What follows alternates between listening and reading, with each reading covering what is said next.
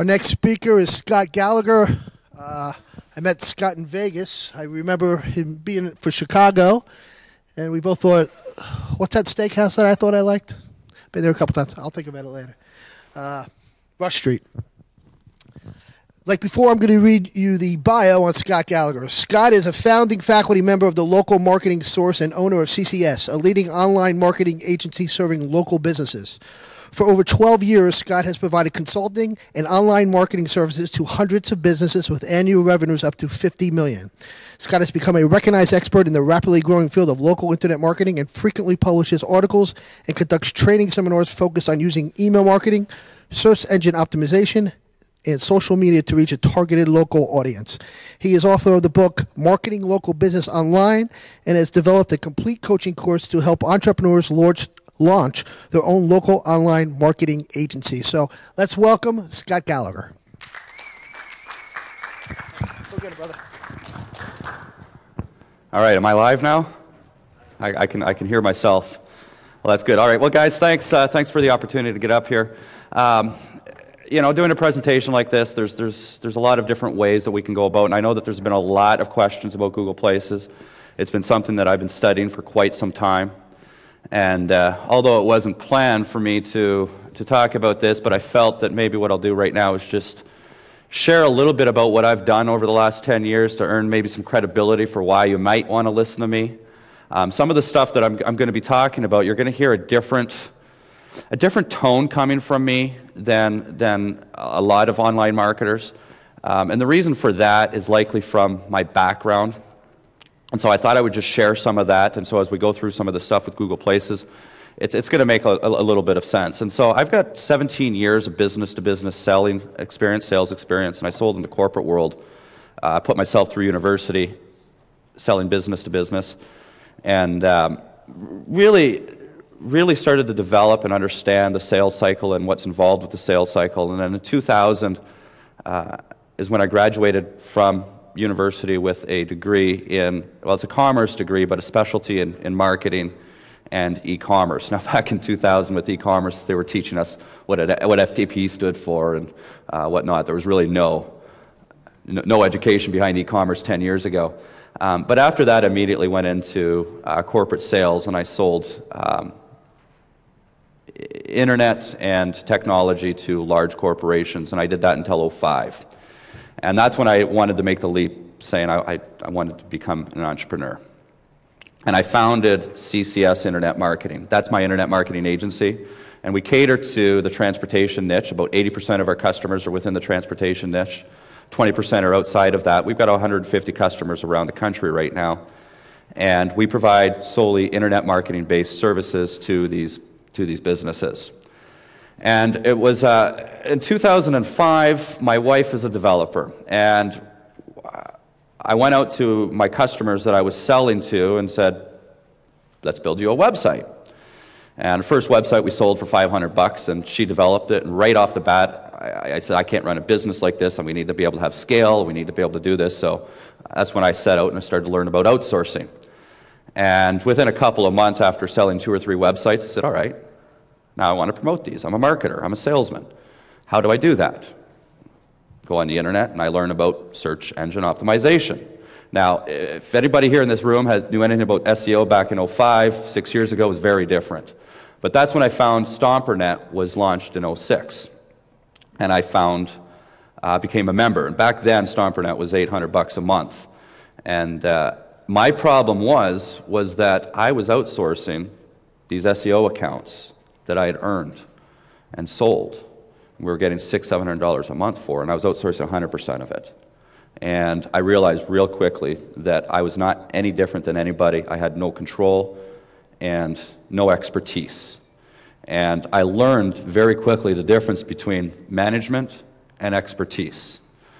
And I structured my business in 2006 and I said, I've got to become the expert in this niche. Nobody in the world of internet marketing was talking about local businesses. It was all affiliate marketing and information and search engine optimization and all this stuff. So I really struggled very hard trying to take all of this education and translate it to how a business works. And as I went through with this, a lot of questions came up. And why do I need to know that my keyword density's got to be 5.6%? You know, if I'm using a keyword research tool, you know, and I'm getting this type of data, what does all this really mean? You know, why can't I go and do keyword research for a local business and go into a mall and do it old school style, just like they teach us in marketing, and start interviewing people? So what is keyword research then, I ask myself? What does it really mean? Well, it's really just trying to understand what the audience is really utilizing, what jargon they're using out in the marketplace to find you. So if I go to a mall with a local business for an attorney and I start asking 100 people, what are the words you're using to find an attorney online? Isn't that keyword research? And there's no data there. So how does this offline world that's got business challenges and business principles relate to this online world where I'm learning all of this technology and all of these little tricks and whatnot? So 2007 rolls around, and as I was speaking to people and getting all of these questions that were coming up, and I'm working on my agency and trying to build the systems for it, to be able to scale it. And you see, I started my agency with a laptop and a kitchen table. And I moved to the United States in 2005, well, the end of 2004, right at the end of December, beginning in 2005, with a car and $1,000 and my dog. And when I started my business, just recently got married, bought a new home, had a new stepdaughter in my life. My son was now becoming on the way, and a new business. And when we were looking at this business, I treated it like there was different departments. So even though it was me, I would transfer my hat and my information. I'd say, okay, now I'm going to the accounting department, now I'm going to finance. And I knew all of this from my old life. Now, as I'm learning search engine optimization and gaining the skills to be able to do this, creating the systems in my company to scale it up so I can go from 10 to 50 customers or 50 to 100 customers. What if I build a sales team a year from now and all of a sudden we get this? I got to be ready for all of this. I started the right, and I realized I had a message that people wanted to hear. Some people wanted to hear, and this is when I created my blog. And at the end of 2007, I decided, okay, I've got an agency. We have 13 employees now in 3 years. We're doing almost $500,000 in business. I want to diversify my income and generate multiple income streams. What am I going to do? Well, I'm really good at search engine optimization now after 3 years of studying it. I'm working in the transportation niche. I've got clients all over the place. I'm going to build a website, a same-day delivery business website, rank it #1 in 50 cities across the country, and sell it for $250,000. It was a great idea. The same-day delivery business utilizes couriers. You may not know it, but there's 11,900 courier companies in the United States. And we ended up developing software that integrates these courier businesses and commercial airlines. And I had somebody approach me at the beginning of 2009, one of my clients said, Scott, I got this idea. Do you know anybody that's doing this? I said, well, yeah, I'm kind of doing this right now. And he said, well, I don't want to buy it from you. I want you to be a partner. So over the last 2 years, this business has gone from 0 to $27 million, and we now offer same-day delivery services around the country. This business has acquired all of its offline clients through internet marketing efforts. It is a local business because it just happens to be local in 50 areas. So, I mean, back in 2008, the opportunities were profound, and now I'm going to be showing some stuff through my presentation today. And I'm going to show evidence that even Google doesn't get it yet. So, I mean, we're still in the infancy stages. And you pull out and blow off the dust of any of your school books or whatnot, there's a thing called a product life cycle. And a product life cycle says that every product and service follows this kind of bell curve, if you want to call it. And the first stage is the infancy stage, where early adopters get on. And then you've got growth, maturity, and decline. And the infancy stage, I believe we're at the end of the infancy stage, just entering into the growth stage. And I believe that the growth stage for internet marketing services for local businesses is going to be at least 5 years. And when we look at statistics like the adoption rate of local businesses in the United States today, is less than 10%. That means that less than 10% of businesses are employing any form of internet marketing services at all. However, 43% of consumers, well, here's a better statistic, and I'll even tell you where it comes from. Anybody ever heard of Kelsey Group or BIA as a research organization? Okay, if you haven't, write that down and make sure you get to know about this business, because they're one of the largest sources of information and statistical data in the United States. As a marketer, you've got to know this data. They just published a report that said 97% of Americans that have access to high-speed internet utilize the internet while searching a local product or service. So you got all these people that are looking for local products and services on the internet, but you've got a very small percentage of businesses that get it. And why aren't they doing it? Well, we can explore some of that, but that's not all that relevant. So back to Naparex. It's a business that demonstrates the opportunities on the internet. And then the other side of that is with Local Marketing Source now. At the same time I started Naparex, I said I started to write a blog. And people started to listen. And I recognized that learning and taking all of these old skill sets of fundamental marketing principles and applying these fundamental marketing principles to our online marketing makes sense. And that's what we're going to go through some of this today, and we're going to take a look and dissect is what's going on with Google Places. And you've got to be careful, because a lot of the stuff that you hear today, from whether from me or from somebody else, you've got to take with a grain of salt. Google just doesn't get it yet, and they're changing stuff all the time. There's test after test after test after test that's going on in Google Places right now. I just uncovered, anybody ever seen, well, first off, who here doesn't know what a SERP is? SERP is S-E-R-P. First off, kudos to you sticking your hand up. You're going to learn. That's what you've got, that's the attitude you got to have. S-E-R-P, search engine result page.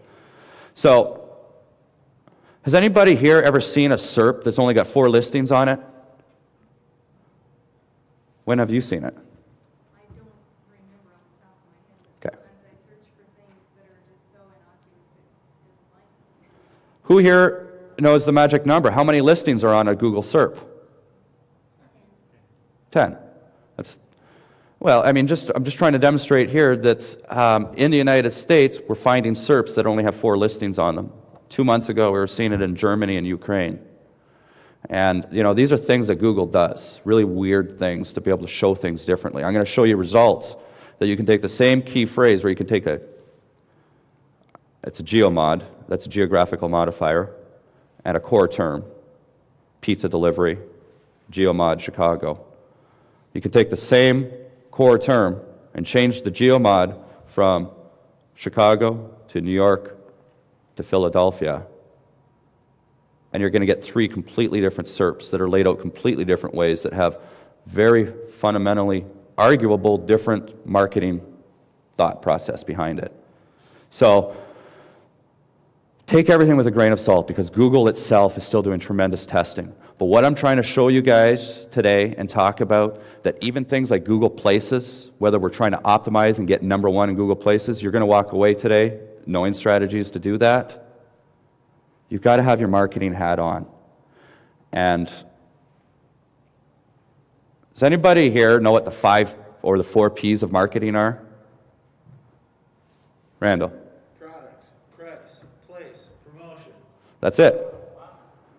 Product, price, place, promotion. There's a 5th one I throw in called packaging. Most marketing books will tell you 4. So, product, internet marketing services, price points, place, promotion. Every one of those, you've got to know something about your audience. You could take I just had a conversation with an attorney. You could take 3 different attorneys, all in the same niche. They could all be defense attorneys. And they're all going to be a little bit different. They're all going to have a different flair of audience.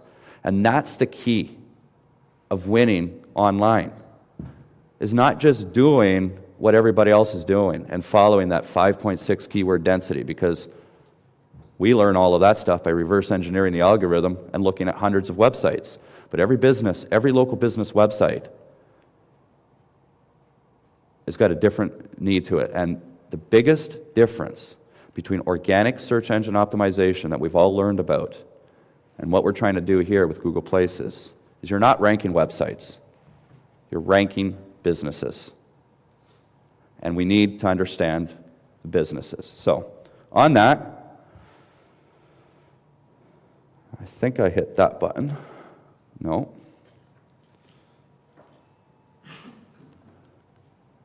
Well, we'll just hit go back here. I'm a marketer, guys, not a techie, so bear with me. I hit that and that. Okay. All right. So they say at the beginning of a presentation, you got to tell them what you're going to tell them, and then tell them what you've told them. So I'm going to tell you what I'm going to tell you. When we're taking a look at Google Places, you can break it down into many different topics, and I wish I could see what I'm looking at on here, but I can't. And so I'm just going to give you a quick little overview of Google Places, how we define it, what it is, and what we're trying to do. Really, you know what? Let's take Google out of it, and let's call it local listings. Because you've got Google, Bing, kind of Yahoo, and then you've got a lot of data providers that we're going to learn about, and review sites, and items like that. And so, rather than just saying Google Places, let's just talk about local listings, because all the principles apply. It just happens that Google's got 80% market share, so we learn a lot about Google. The triggers, what triggers a local search? What makes it a local search as opposed to organic? We're going to look at some scenarios like that. The placement, where these local listings are going to be placed in the SERPs. And we're going to show you that there's no real rules for that because there's a lot of testing that's going on. And then the types of results. Now, Google Places has got a lot of different components inside what we call a profile page. I'm going to go over some of those basic components and how to fill them out properly. Some ranking methodology. I got a slide. We're going to get into some of the theory behind why certain things rank. I'm going to share an anecdote, not an anecdote, but a story with you about Larry Page and Sergey Brin that really, when I figured this story out, and it was when I studied Google, the light bulb went on for me. Different ranking factors, that's the key. That's going to be the gold in this presentation. But I'm going to caution you guys with ranking factors because it's not a strategy. There's a difference between factors and strategy. The difference between a citation and a link. What is a citation? What's a good citation? Where can we get citations? Do we have to worry about links? Transparency and exposure. You may have heard that terminology before at StomperNet. It's a fundamental marketing principle. It's what we do online. We're going to show that. Some of the strategies, like I'm going to introduce to you my review acquisition strategy. This is a strategy that we've put together that we drop into every one of my clients. Every single one of my SEO clients has a system now in place to help them acquire reviews. Not soliciting reviews, be careful, because that's violating the terms and conditions of Yelp.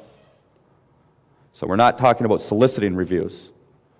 And then, of course, systems of measurement. What do you want to measure? What's important to measure? Why should we measure it for our clients? And then once we measure it, what do you do with that data? I threw in a couple of slides at the end as well, depending on my time. I take some of the material and I'm mapping out some material. I could talk for 60 hours about an agency. There's a lot of information. So, although I've got 2 hours, I got some stuff at the end that if we need to go on. That, of course, ties into what we're doing. Now, Google Places has been around for quite some time. It was actually introduced in 2005 as the maps solution, and it was the same algorithm that was being used. It's really just an enhancement of that. Google Places merely is, it used to be called the local business results. That was kind of confusing and scary for local business owners, so Google chose to call it Places. That's all that Places really is. And Places, Google Places essentially is just something that collects data from all around the internet. So Google Places pulls data from InfoUSA, and Yelp, and Insider Pages, and all this stuff, and then they've got to decide, well, if I got some information here about a business and different information over here about a business, which information am I going to show, how am I going to show it, whatnot. You still have the ability to go into Google Places and manipulate it yourself, but it doesn't mean just because you as a business owner or a consultant that the information you tell Google is the information that they're going to show. They still may have more trust in a third party. So understanding what Places really is, it's not solely a database, it's a third-party aggregator. And then business owners, like I mentioned, can go in and claim their listings and edit those listings and move on from there. And as I started out with the presentation, the biggest distinguishing factor about getting these listings into the SERP is that we're not ranking websites. Businesses are being ranked. So we've got this company, Google, that is trying to be the business police. I mean, they're out there trying to decide what's a good business to show and what's not a good business, or what business should I not show.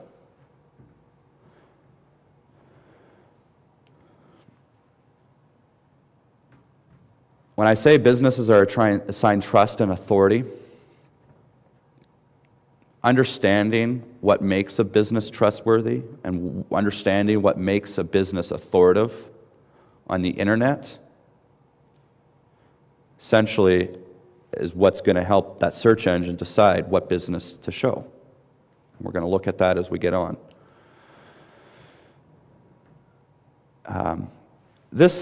When I'm saying a destination page, that's a pretty important term of knowing what a destination page is, because Google Places plays a lot of impact on that as a destination page. And a destination page's goal is to convert to a call to action, a desirable call to action. So we don't have all the same control on a Places page to achieve the call to action for a local business as we would on, say, a website. But a Places page may serve a business better than a particular website. Now, most recently, Google introduced something called Boost. It's a pay-per-click, simplified pay-per-click version. And then on that, they have a click-to-call extension. The click-to-call extension is a call to action that's forced by the marketer or the business. What this means is, I said, by the end of the year, 50% of people are going to have these things. And I'm searching on these things. And what's the difference between this and this laptop that I have, or a tablet, or a desktop, or my television? These are all just display devices, and they're all computers. And each one of these display devices, we interact in different ways. But that's all that it is. It's still information pulling from the internet. And you think of your TV, what? I mean, it's going to happen. We're just going to be in different environments, and we're going to accomplish different goals in different ways. And so we need to understand that somebody that gets into a car accident today and wants to find an attorney might not resort to this device. They might resort to this. But that same person that wants to go find a place to eat tonight might utilize this. So I hope you're starting to see that we're taking two different businesses here that have two different audiences and two different needs. And in this world of umbrella of local internet marketing, we've got different channels that we can look at and provide those. And so understanding the audience is important. All right. And yeah, Google Places, it's free, but what is free, right? Is SEO free? Organic traffic free? You know, is Google in business to provide free?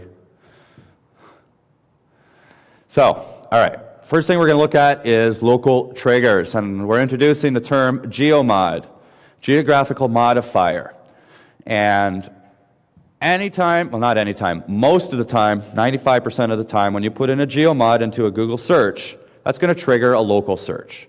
Search engine's going to go, okay, I know it's local. There's other things that trigger local searches. But looking at a geomod, a geographical modifier can be, you know, zip code, area code, city, town, province, state, county, airport code, local jargon. I come from Chicago. We call it Chi-Town. San Francisco, the Bay. You know, there's a lot of local jargon that will trigger a local search. But local is also defined of where you're standing. So if I'm doing a search on one of these guys, I got a satellite GPS built into this. I got cellular built into it. So they can find my location through cellular triangulation. They can find my location based on GPS. Or there's also user input, where you can influence Google Places by saying, I'm here, I want to do a search for here. These are all triggers that trigger a local search. We're going to take a look at some searches here, just for fun. You do a search for Barack Obama. It's pretty obvious that, you know, we're going to get recent news. Here we're seeing Barack Obama's website. That's pretty relevant. Google's doing a pretty good job on the organic side here. You know, Wikipedia entry. Wikipedia is a pretty well-trusted source. I think that's a pretty good spot for Wikipedia to be. You've got different blog posts, videos, paid ads. You've got some social media stuff down at the bottom, another Twitter thing down there. Take a look at another search. Now, McDonald's. Is there anything that's, any geo triggers there? No geomods. But we have local. So McDonald's triggered a local search. Barack Obama didn't. Why? Well, McDonald's has got a physical location. They got places pages. We do that. So that's a trigger. Now, let's do another search for McDonald's. So yeah, okay. So you got their corporate office. You've got another, you know, McDonald's.com, Wikipedia again, and then down here, like I said, is where the local stuff is. But when we take that search, McDonald's in Algonquin, Illinois, so I've now added a geomod to it. Look at where Google's chosen to put the ads, or their places. Algonquin Road in Algonquin, Randall Road in Algonquin. It's showing two closest ones. Now if we go back, it's giving me a little bit more diversity. Next. Now the way McDonald's works is they're franchises. And so typically you'll have a business that owns 2 or 3 or 5 or 10 local McDonald's. Look what Google's decided to show. These businesses. Look at where the corporate head office is now, is how far down it was compared to the previous one. Okay? So I'm just showing you here that there's a few key things that are important. This word in, we're going to see in a few searches in a moment how that's going to make a big difference. But by adding a geographical modifier, Google is deciding to show things differently. They're really trying their best to show us what they think they should be showing us when we're searching for this.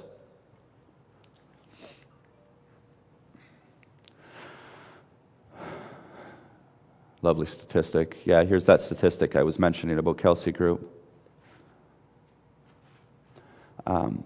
We know that search engines still drive more traffic. I'm going to fly through this stuff here. This is important to understand. Is the search engines really struggle in trying to understand that geomod? So now us as marketers, we need to know that this geomod's an important thing if we're going to get businesses listed on Google Places. We better learn a little bit more about geomods and how Google responds to those. All right, some more searches here. I'm setting everything up to get into the real meat. Do a search for Chicago beef sandwiches. Now, anybody's ever been to Chicago, I mean, we're known for our beef sandwiches. They're really good and really popular. Locals eat them. And I'm doing this search in my office. In my office, if you're looking at this map, Okay? My office is right here. Maybe here. I do a search for Chicago beef sandwiches. Google's giving me 2.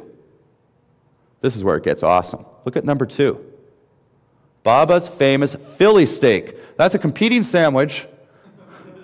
And I asked Google to show me Chicago beef.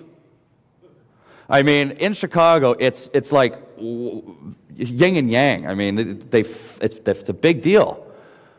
You don't show Chicagoans where to get a Philly steak sandwich when you're doing this. I mean, Randall's here, it's just down the street from me. He knows this. I mean, that's a joke. That's a big mistake on Google to take that keyword. And somehow these people here have convinced Google that, you know, they should be known for beef sandwiches. But it's misleading. And that's Google's fault. And they shouldn't be doing this type of stuff. So when we look at another search here, oh yeah, this is fun. This is corporate information from Google, our philosophies. 10 things we know to be true. Number 1. Number 2. Let's look at number 2. It's best to do one thing and do it really well. We do search. Guys, you don't do it as well as you say you do it. They're learning, okay? The organic side of it, back in 1996, Sergey Brin and Larry Page coined and developed an algorithm. And I'm going to tell the story later on about that. But where they came from of understanding of trying to solve this problem, and where Alta Vista was, and Lycos, and Savvy Search, and Yahoo, and at that time MSN, they were doing things way different. And, you know, we know it in our world that it's because of links. Throw this... I got to be careful when I say this. It's not about links. It's about exposure. And you're going to see that. At the end of the day, links are important. Sorry, my son just walked in, and hi, Ashton. Sorry, guys. And but the fact of the matter is we see a lot of evidence in places that they're still trying to get it. They're not as good as they say they are. So when we take that same search, Chicago beef sandwich, Algonquin, now look what's coming up. I have a geomod, but it didn't trigger a local search. Wow. Watch this. Take 2 letters. I'm going to put 2 letters there. What a difference, huh? Now all of a sudden they get it right. But they're not really getting it right. Because remember, I'm located over here. And remember the other results? We got Baba's Philly steak sandwich or something like that, and this and that. I'm getting Luke's of Mundelein. Mundelein, guys, is 47 miles away from me. There's a Luke's that sells these sandwiches 2 miles from me. Why didn't they show me that? Pardon me? They only let you have one address? They only what? You only have one address with your Google places? No, my buddy owns Luke's in Carpentersville, just down the street from me. And so when I discovered all of this, I went and I asked him about it, and he hadn't claimed his listing. Okay? I'm just showing you a variety of searches here to demonstrate that Google's job is to try to understand what we might be looking for and feed me the information. When we look at this one right here, I mean, I'm probably looking for a beef sandwich in Algonquin. I'm hungry. Why didn't they get that yet? Why do I have to put the word in to change it? It shouldn't be like that, okay? These things are going to change. These things are going to get better. And if we start reverse engineering the algorithm today, we're going to be, you know, I won't say that word. I've got a 5-year-old in the room.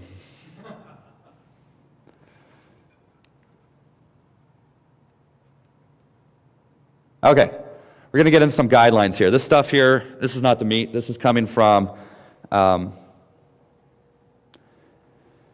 little tip, Google's got a lot of blogs out there, and you guys should be following their blogs, especially their small business blog, their AdWords blog, their mobile blog, their main blog.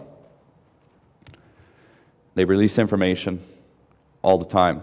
On their small business blog, they're giving a lot of education about, yesterday they just published something about how to help a real estate type of small business. Last week it was insurance, I think.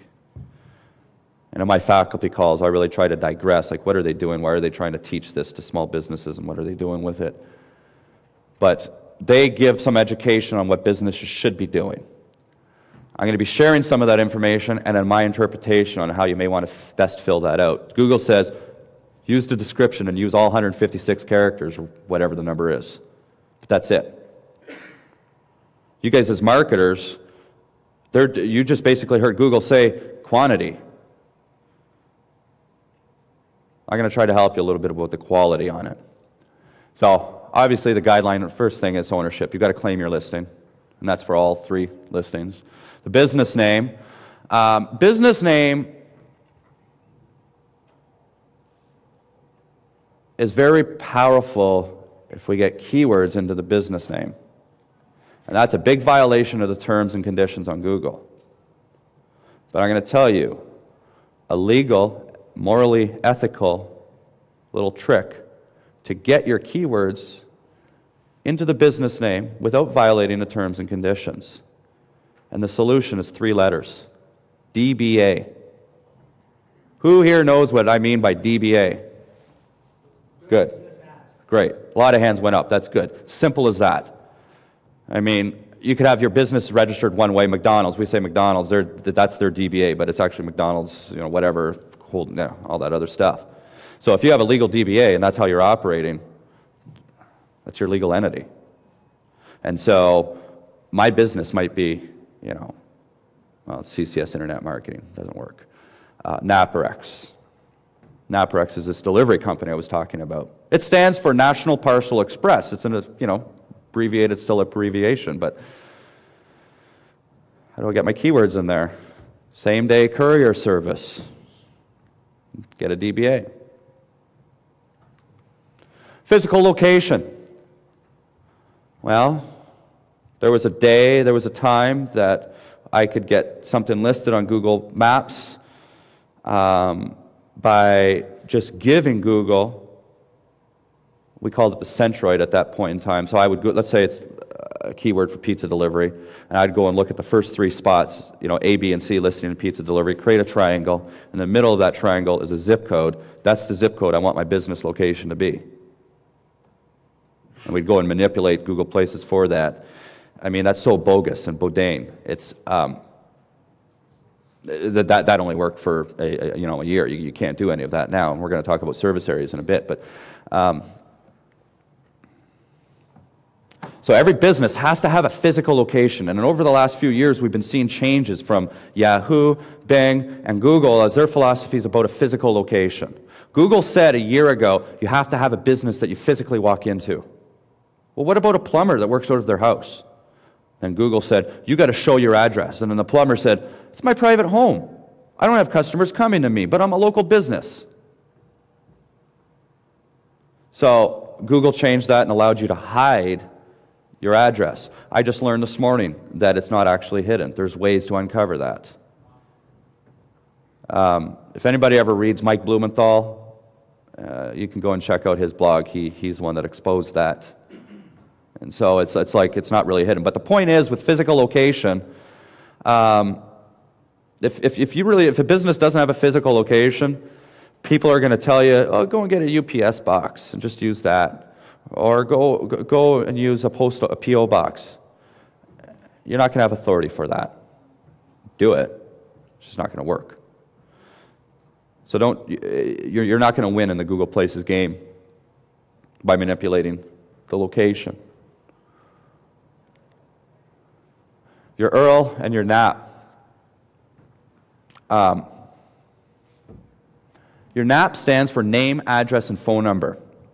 When we start talking about citations, your NAP is going to be in different places of the internet. You want congruency of your NAP. You want it to say, if you're going to put N for north, make sure it's always N.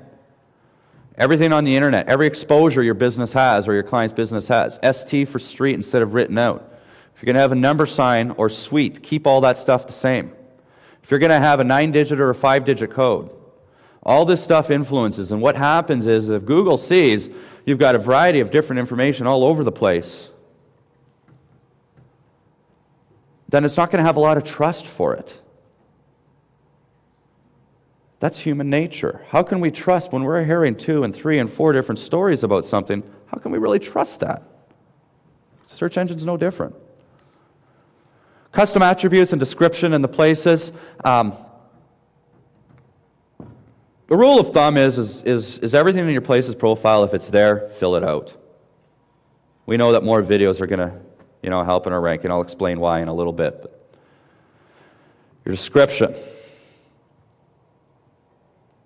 As a marketer, we have our five Ps, and our goal is to be able to deliver a message to a target audience. So the more we understand about our customers' customers, the better we can write a description. You guys are the marketers. You may have taken some copywriting courses in the past. It doesn't matter.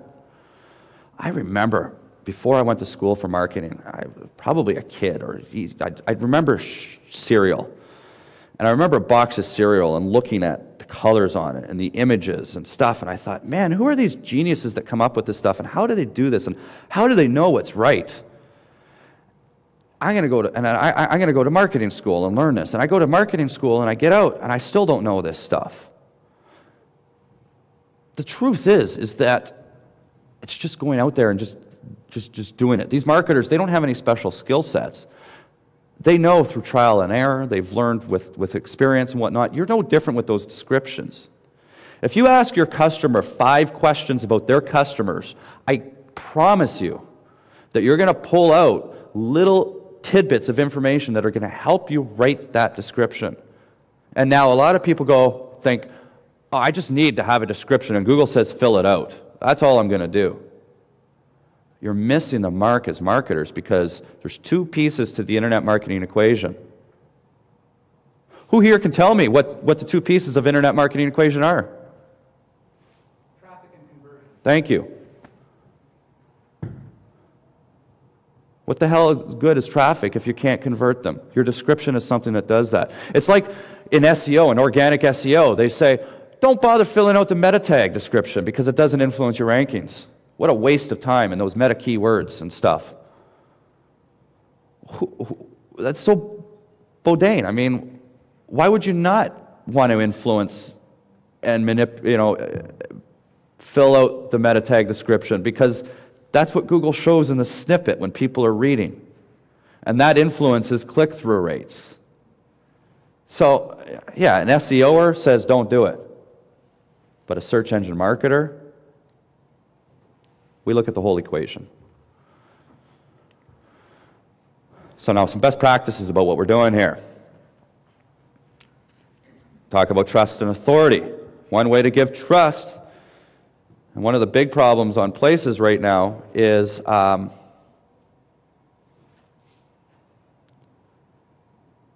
hijacking. People claiming listings of others that shouldn't be and whatnot, and who do we trust in a digital front? So, registering and associating a business to the URL or email address with the domain name of a website is tying the website to the business with a little more trust. And remember I said we're ranking businesses, not websites. And remember I said the destination page. We talked about destination page. We'd rather have people typically go to a website than a profile page. That's one of the keys to it. And that's how you get that. So when Google decides that it's a local search and they're displaying a certain snippet of information, Google's either going to send them to the places page or send them to a website. That's one way to further increase the trust. Here's a link that you guys want to take down. bit.ly/LMS places. It's a resource we have on our website. I'm going to warn you, there is an opt-in on our website. You don't need to opt in to get this. This is always going to be there. This is a resource that we're constantly building that we want to have as a go-to destination. There's about 30 different links on there. If you're having a problem with a listing, how to report it, how to remove it, if you have duplicate listings, you're going to be able to go and get to all of that information. I did say that there was an opt-in on it. If you guys want to opt in, great. We have some free content. You'll get access to something called the SEO Sales Trail. The SEO Sales Trail is it's a systematic business selling approach. So I just utilized all my old solution selling skills and put it into internet marketing jargon, introduce a website assessment, how to create pain with a prospect. Once you create the pain, anyhow, we're not here for that. Now, some of the best practices, obviously fill out every piece of information. We talked about the address already, phone numbers. I'm going to tell you a little bit what not to do with phone numbers on local listings. Obviously have your website in there. This is what Google calls enhanced information. Most people don't fill this stuff out. We'll go through some of this. Category. You're allowed to put up to 5 categories. Do your best to find 5 categories. If they're not pre-listed categories, make one up in the places, but fill all 5 categories out. Because remember when we saw how that Philly steak sandwich company showed up for a Chicago beef? That's what they did.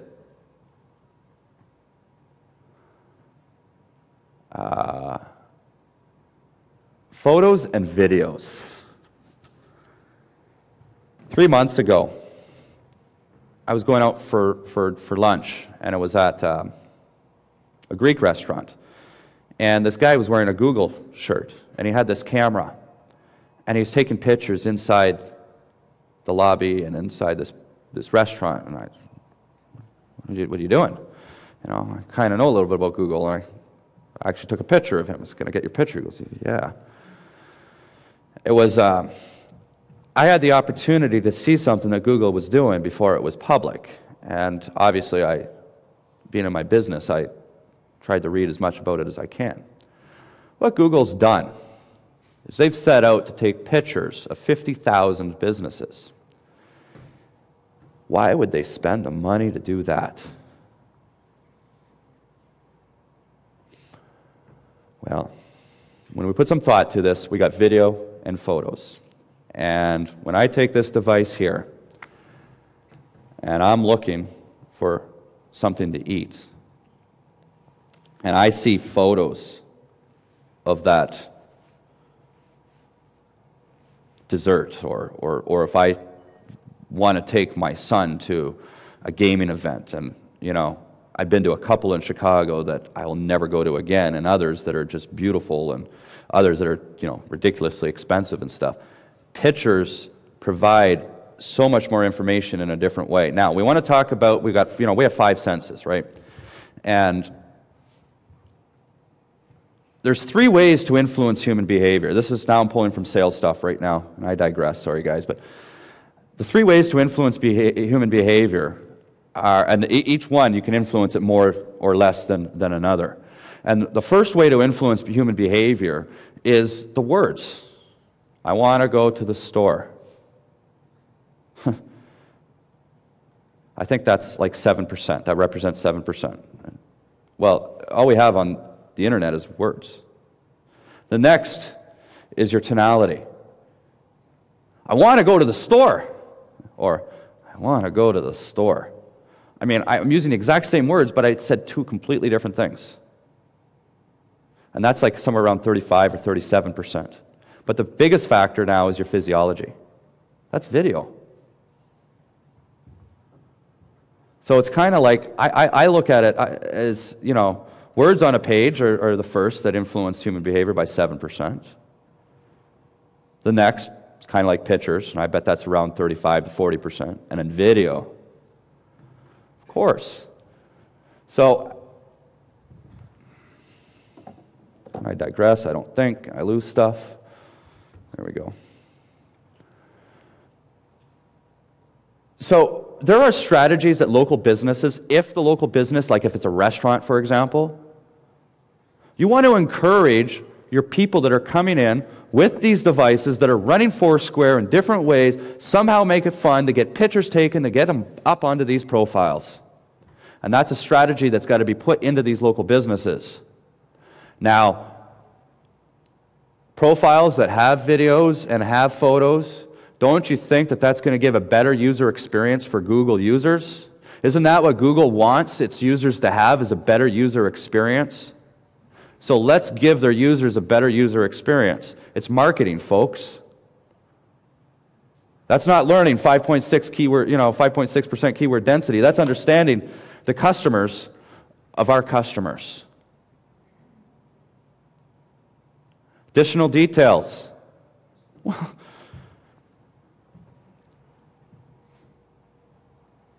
You got Target and Walmart. And really, at the end of the day, Target and Walmart they're the same business. They sell the same stuff. They really, probably have a lot of the same prices, even though we perceive Walmart to be what it is. There's stuff in Walmart that are so overpriced compared to other stores, and just us as consumers, we're blind to it.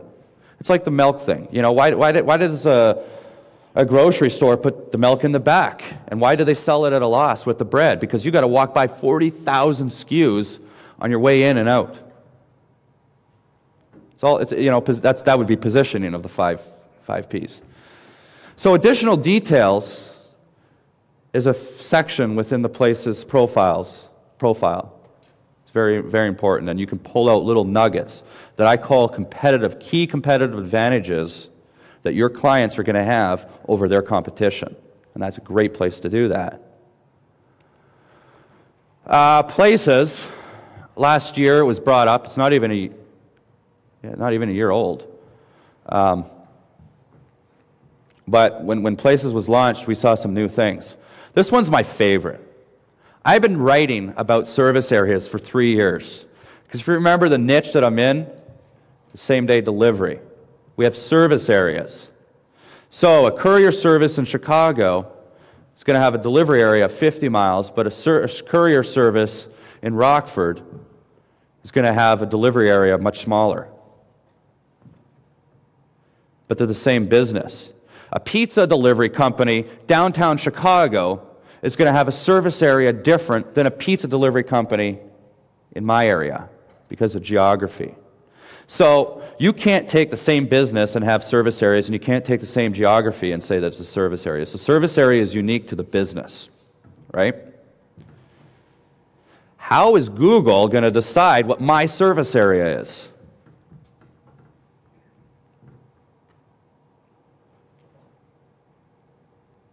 Well, let's try some interaction. Put the internet down, because I like to go to the offline world. How do I define my service area in the offline world? Can somebody give me an answer for that? Where you live. Yeah. What did I just hear? Where the customers come from. Exactly. Put those three together, that's your answer. Our service area is so simple. It's where the customers reside. There's nothing more to it. Whether you're a plumber and you're going out and doing these jobs and you plotted that out on a map, you now have a service area. Or if customers are coming to you, you have a service area. So how do we define our service area electronically now? Where your customers are? Location, interaction, testimonials. We now have reviews.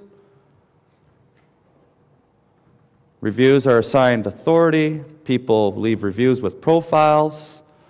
We know where they are. In other words, reviews are a big area to establishing service area. When Google introduced this in April 2010,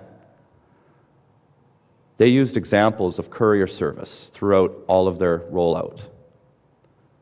When you go and check that out, I couldn't find anything more about it.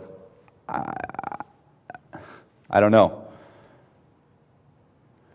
Photo shoots. I was talking about Google going out and doing photo shoots. They just started doing that. You can actually get your clients to get a photo shoot, get that done, get it registered with Google. There's going to be the links on LMS Places. how to get the photo shoots and get Google to come out and do that, or do the photo shoots yourself. They introduced some paid advertising for local businesses. We saw, I think it was just called Google Enhance, where you spent $25 a month. Now they've launched Google Boost, click to call, a couple of other things. Custom QR codes. That's a QR code right up there. It's called a two-dimensional barcode. QR codes, well, here's an idea. One of my clients is a cab company in Chicago. You get in the back of the cab, little QR code, encouraging the customers to leave a review. So when they take their phone, they scan the QR code, they leave a review, hit a button, the review's done. You know, QR codes. You walk up to a restaurant, you could have a QR code on a menu. It might have some interaction or a video pull up or something like that. You know, it's endless. There's a lot of things that we could think about as marketers on how to use QR codes differently for different businesses. This information and this QR information is tied to your place's profile. It's exposure, trust, it's authority. It's enhancing the user experience. It's what Google wants. It's marketing. White hat and black hat. How many black hat marketers do I have in the room?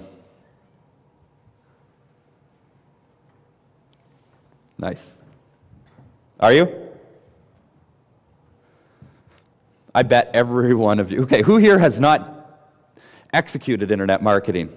I mean, you're so new that you're just learning. Okay, so small percentage, that's what I expected. Forget about you guys for a second. I bet the rest of you, one way or another, with all due respect, I would argue that there's strategies that have been black hat, whether you know it or not. It's kind of amazing. Black hat's one of those things that nobody likes to talk about, nobody likes to admit to. There's nothing illegal about it. It's even arguable if it's unethical. I don't think it's unethical. I mean, you're only manipulating Google. You're not influencing anything. As long as you're not stealing from people and cheating customers, you can have a very ethical business by deploying black hat strategies. I, for one, don't talk about them. I, for one, don't do them, and I will explain a lot of reasons why. But, you know, like, I was at a conference. The last one was in Vegas. It was actually at this event too. And somebody says to me, she says, "Scott, how much do you pay for views?" I said, "What?" She goes, "How much do you pay for views on your YouTube videos?"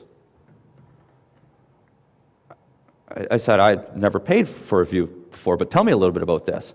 So here I am, you know, I'm on a stage talking. I'm supposed to know something about internet marketing, but apparently you can go and pay people to view your YouTube videos, which make it appear to be a little bit more of a busier video, and then, you know, you're going to apparently get higher rankings. I just about fell out of my chair. I said, you pay somebody to, where's their value in this? You know, who cares? I mean, that's going to help my ego, great. But let me show you my bank account, because that's what counts. I don't care about #1 rankings. I don't care about having the most views and all of this stuff. You know, utilizing a lot of this automation, one-button push, article marketing, submission software that does all this. What? I mean, we don't have any systems in our business that utilizes heavy automation. I mean, just one button and boom, we got a whole bunch of links on, you know, directory submission as an example. I had my faculty call this morning and someone was asking me about directories. You know, is the list larger now? I said, no, I don't teach a list of 10 directories to go to. I'm going to teach you how to understand your customer and find the local directories and the theme-related directories that are important to you. So, what is white hat and what does it really mean? Well, it's like,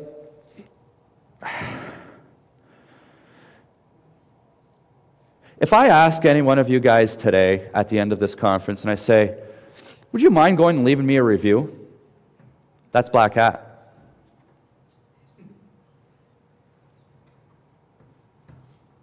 black hat according to review sites because you're soliciting reviews. Solicitation of reviews is a violation of the terms and conditions. As soon as you violate terms and conditions, you're black hat. So soliciting reviews is black hat. Now, if you guys came up to me and said, Scott, I really liked what you had to say. And then I said, John, thank you very much. Would you mind saying that online for me? I now have not solicited a review. I've asked this individual to digitize something that they've already said to me. I'm not black hat. I'm not violating the terms and conditions. So when I talk about my review acquisition strategy that I think you guys should get dropped into all of your customers, mark my words, it's not a black hat strategy. It's following these principles of listening for good words, and when we hear good words, we're going to train our employees to have, this is what you say to them. We've got a little system of an email that can go out to help our customers leave the review with a link that they can do that, and we're going to do what we can to help them. So, you guys can read that. I mean, stuff that's white hat, it's marketing. It takes a long time. It's black hat. I mean, we can get stuff listed real quick, fast, but it doesn't last. And as you can see, that Google is going through all of these changes, guys. This is going to go on and on and on. They want to get rid of everybody that's black hat. They don't want people manipulating. 5 years ago, Google and SEO as a search engine optimizer was oil and water. Now, Google and a search engine marketer, they've built tools. I mean, look what they launched a month ago or 2 months ago in Google Webmaster. Or it wasn't, no, it was longer than that, 6 months ago. But we're getting ranking reports and search data right inside the Webmaster tools. I mean, they've come a long way. Who do I get to burn? Who was that? Make sure my ringer's off now. So, I asked myself 3 questions. If a technique is black hat or white hat.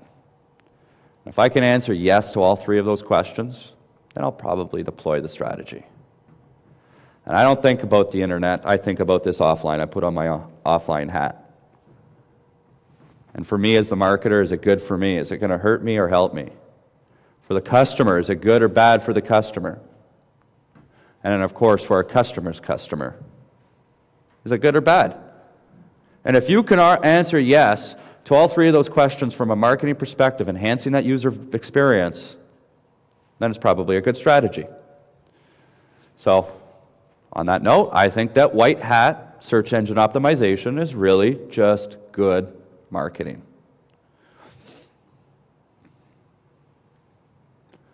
There's our formula.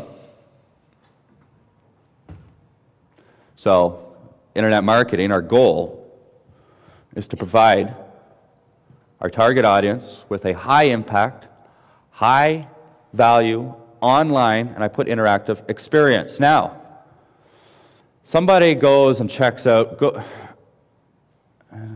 some laptops here, but whatever. If you Googled website and then checked it out, what website meant in Wikipedia, and you read, it's going to give you a definition of a website, and then you go to business website. Wikipedia's definition of a website is very short. It says it's there to provide some background information about that business.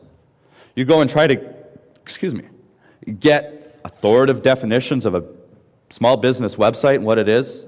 They all say the same message. It's there to provide background information. That's a digital brochure, and I disagree with that wholeheartedly. That's wrong. A business website is there to interact with their target audience. Interact. So if I'm just there building a website that provides some background information, there are so many ways with so many new devices that we're able to interact. Video and feedback and acquisition and all these other things I've been talking a little bit about is a part of, is that interaction. So, isn't that what marketing is, really? It's interacting with the audience. So, that's my philosophy. Pretty simple. And how do you do it? Really simple. Effective transparency and exposure. Here's a good, you see, analogies are important to me and important to my students. And I think of it this way, that I take my business card, okay? I'm a dentist.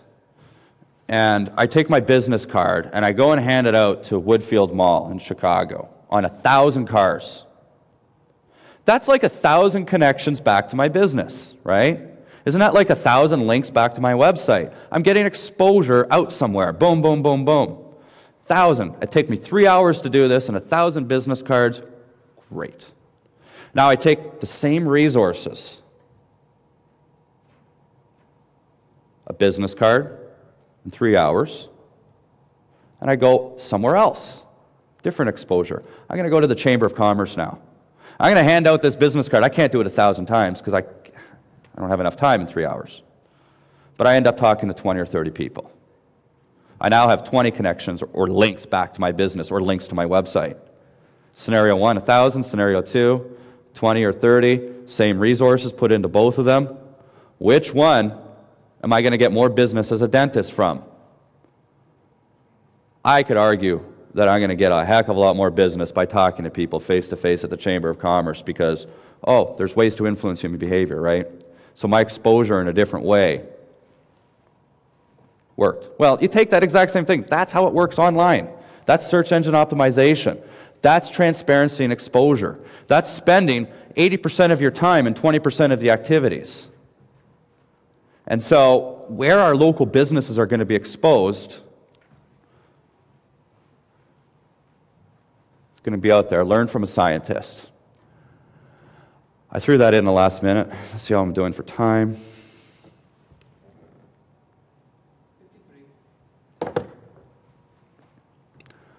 Learn from a scientist. I've learned that the more I study businesses, the more I can read about them, the better I get at my job, my career. So studying where Mark Zuckerberg grew up and understanding his mindset and why he screwed over Eduardo and why he does stuff like that helps me with my clients. So the more I understand about Facebook, I could better get visualizations of where they're going. I'm going to share a story about a scientist. The scientist had a son named Larry Page. And he went to Stanford University. And when he went to Stanford, he met, I forget what the job is, but Sergey Brin took him around San Francisco. It was the tour guide. And Larry, in his second year, after going to Stanford, recognized that the information on the internet was just screwy. You know, I could never find what I wanted. This is 1996. And back then there was Alta Vista and Lycos and a couple of other things. And he said, my father is a scientist and he's a writer. When my father writes a paper, and that paper gets published by, say, the American Medical Journal, his authority as a scientist just goes up. That's his resume. And when somebody takes that publication and cites it, you know, we've heard the citation word, cites it, his authority as a scientist goes up even more. That's the way society works.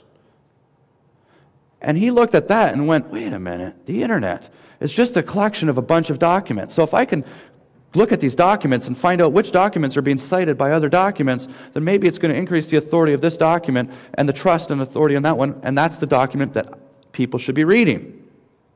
Well, that's how the Google algorithm was originally formed. They weren't set out to build a business. It wasn't set out to build a search engine.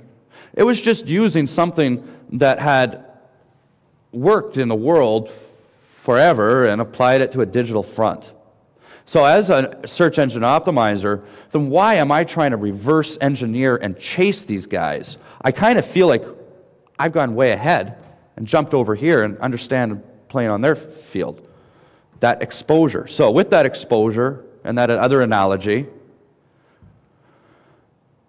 we're going to see now different areas to acquire these citations and reviews. So, a little bit problem with this slide here. I'll just put it all up. I'll point to it. Anybody ever heard of David Mim and all his local search ranking factors? No? Yeah, a couple people. David Mim's a brilliant local marketer. He's one of the leaders in our industry.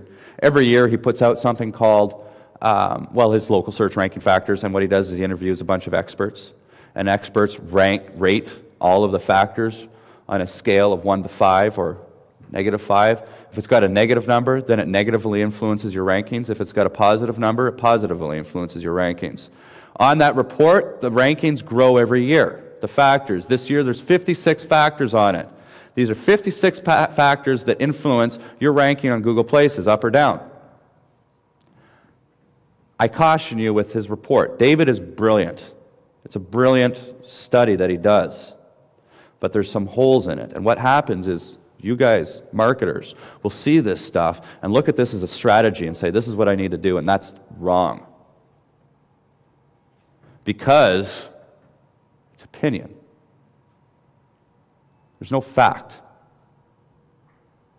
And so, what they've done is they've taken opinion with numbers and associated it to a fact.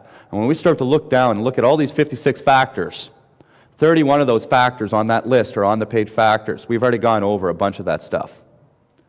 26 of them are off-the-page factors, but the breakdown, 6 are citation-related and 11 are review-related. Citation and reviews are the biggest things that we need to influence, because citations have to do with customers, and so do reviews. A couple of them are black hat. So what does on-the-page SEO for local really mean? Well, there's really two sides to on-the-page when we say on-the-page for local, because you've got a website and you've got a profile. You got your Places profile. And in this case here, we're talking about stuff on your Places profile. And off the page, citations and reviews and some social review listing. Here's a little tool. I just wanted to show you, anybody seen getlisted.org? How many? Just a couple, okay. So you just put in a business name and a zip code, and then it tells you which listings have been claimed, which ones haven't been.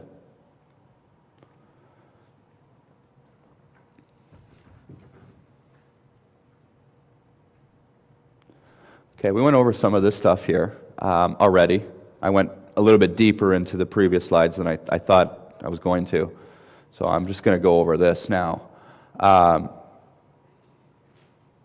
anybody here know what that is, hreview on CSS? Okay. I'll spend a little bit of time here on this then. Testimonials. And this is getting a little techie. I'm not a techie guy, so please pardon me when I go through with this. Not every time are your clients going to get reviews. I mean, one of my students, his clients are in an older generation, and they're not as familiar with Google, and they want to leave them a review, but they really struggle with trying to leave reviews. And so he's got all these great things that is just missing out there. And, what does he do as a solution? So what's the solution to capitalize off of reviews when it's hard to encourage somebody to go and create a profile and leave a review and go through all that work? This is going to be your solution. And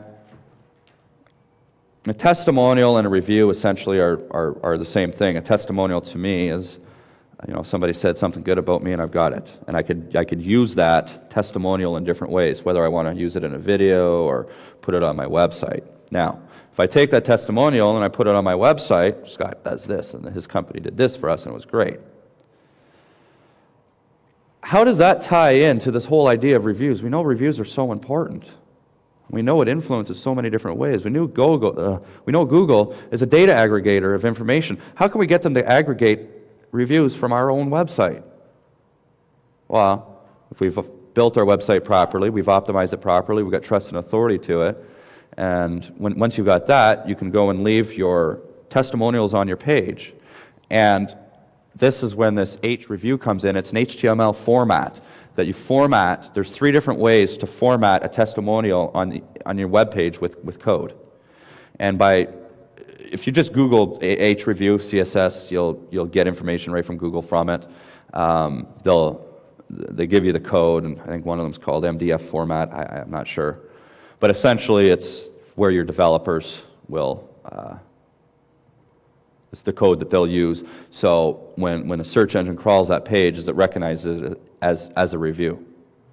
Now, to give greater authority to that review, when you use H review, is link, on a review, if there's an image, that obviously helps. 2, when you put the name of the person that reviews, if you have that link going to one of their profiles, their Facebook page or their LinkedIn page, so it gives legitimacy that the review or the testimonial is real, and that gives a greater authority to Google. And then you'll find that in Google's Places page, because they're a data aggregator, over time, your reviews will gain more authority than even TripAdvisor or, Yelp.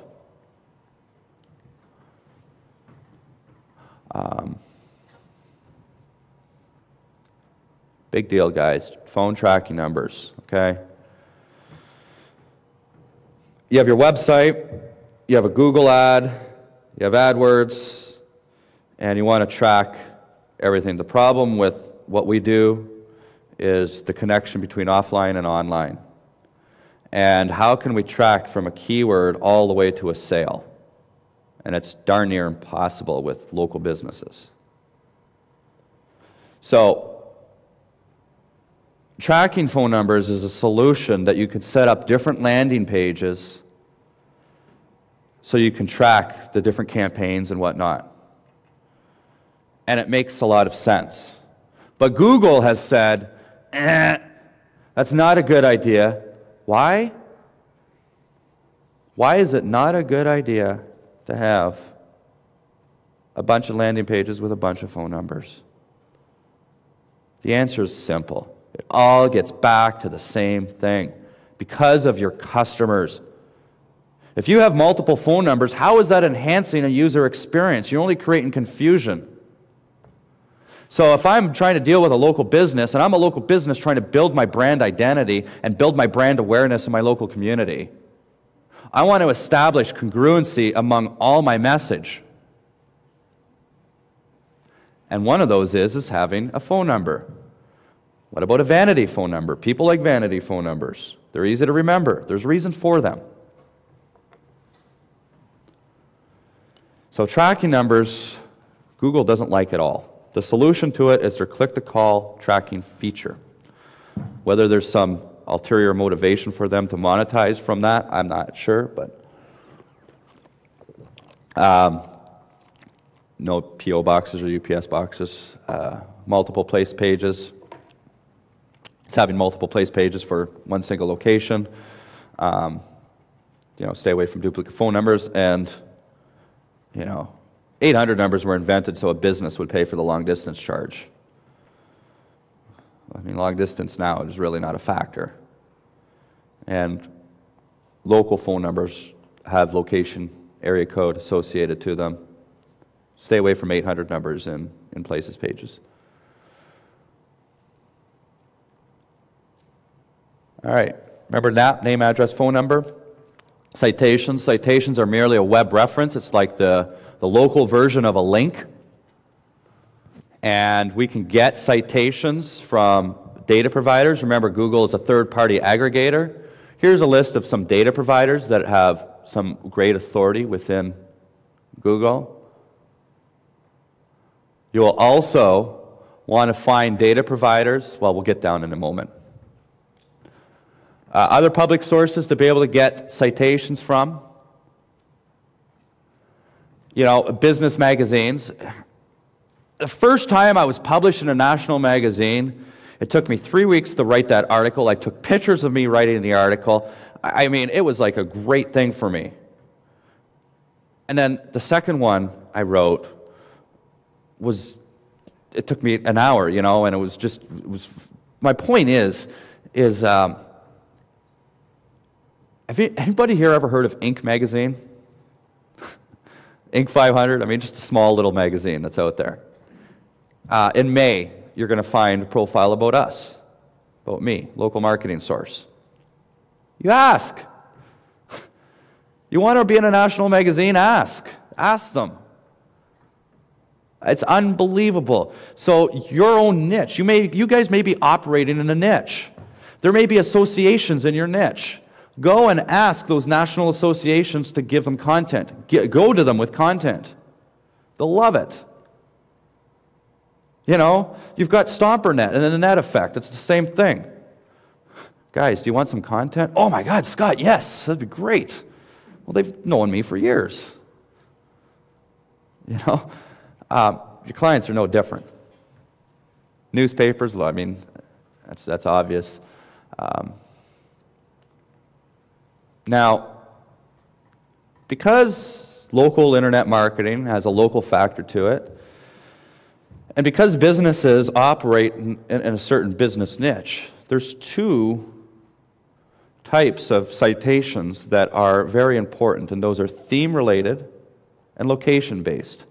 So for location-based citations, we can look at a local newspaper, and we can run a PR campaign for that local newspaper and get a citation. Getting written up in a local newspaper is more powerful than being listed in all of these. So as a marketer, and you're dealing with a plumbing company, how do I get an article in the Northwest Herald in Chicago about a plumber?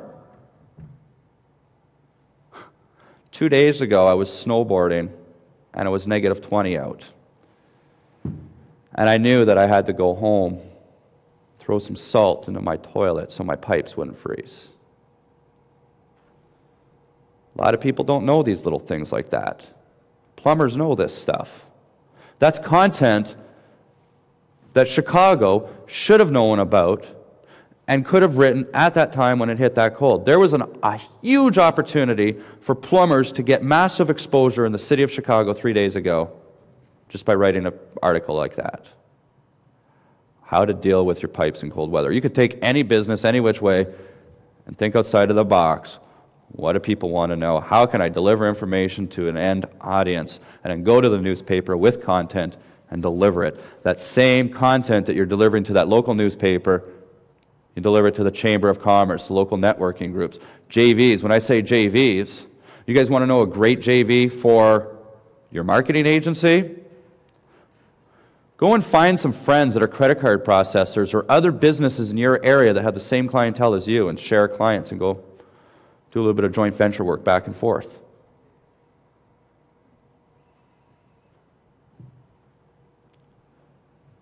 So finding these location-based pages that are relevant to your client's audience is critical. And creating the effective content, whether it be written content, digital content like video or audio, and repurposing that content into different channels is what your job should be, in my opinion. Theme-related pages now. Plumbing pages, plumbing associations. Every industry's got associations in it. Every association that I've ever dealt with is crying for content. This is all good exposure, guys. You don't need to have a link back to the website to have that exposure. You have to have a citation. Citation is a web reference. Of course you want to get the link. And I know we're not here to talk about organic SEO, but why do I not hear a discussion of citations in organic? Because I've got evidence all day long that there's a lot of value with it. Just some information.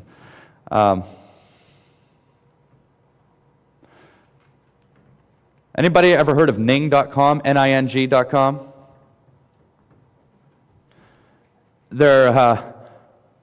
Does anybody have their own social network? Why not?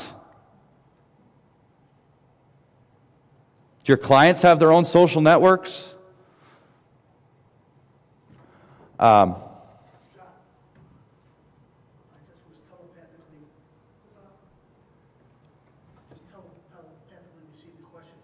Audience.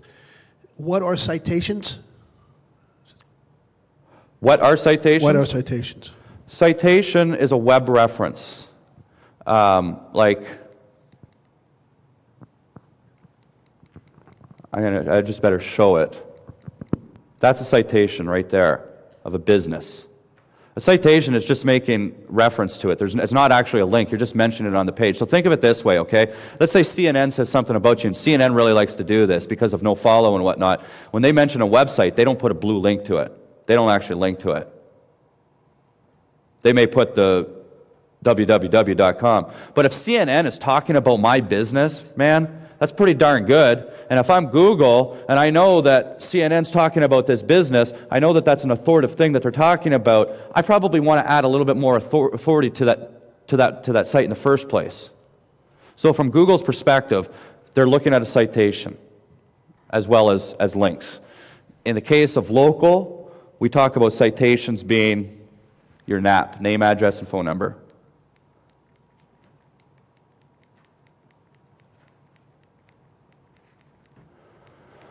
Okay, here we go.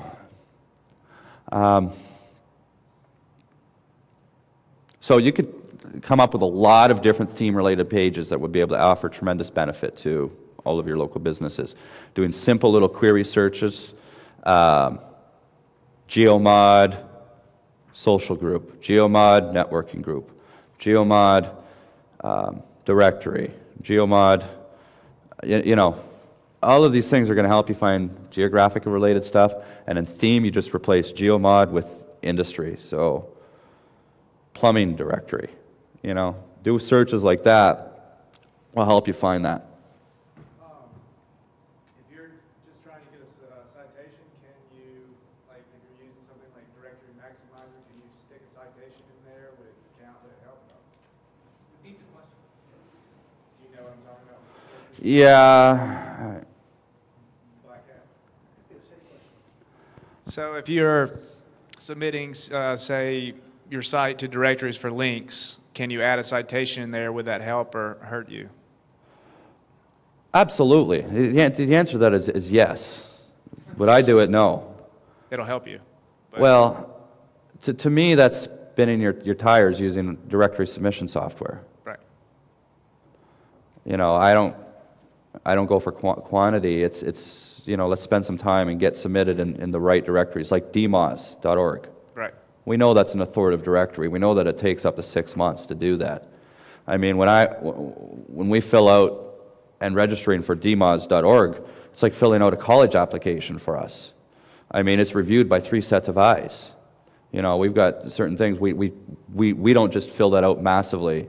And, you know, we know that DMOZ is looking for original content, so description information is all different than any other directory. You can't accomplish that with auto-submission. What about something like universalbusinesslisting.org? Do you know about what I'm talking about? Yeah. That's taking it to a little bit of a different level where they're actually, you know, trying to act on your behalf to get you submitted to authoritative types of things. And so I do support that. That's no different than us as a marketer, I think, in a certain way. But the challenge with that one is, you know, if you're filling out remember we're talking about description information for a certain client. You know, it's going to be different than even another client that's in the same niche. So as long as you still have that involved, you know, understanding their customers, I would do that. Reviews is not all about, you know, quantity. We're really looking for high quality reviews that are going to influence conversion and whatnot. When I talk about every business should have a review system, we call it a review acquisition system. It's like a 20-page document that we give our customers, and in that document there's an email template, and it explains the importance of reviews, and we utilize jargon that's business associated jargon. My email address is scottg@localmarketingsource.com. That's not a free system that we give away, or that we supply. If you guys email me, I'll respond with that system directly, no opt-in or anything like that. It's just a package that you take. I'm not selling anything or charging anything. I just think it's so important that every local business should have review systems in place and done properly. So this is something that I think everybody should use, and if you'd like to see it, I'd be happy to give it to you. Scott G at localmarketingsource.com.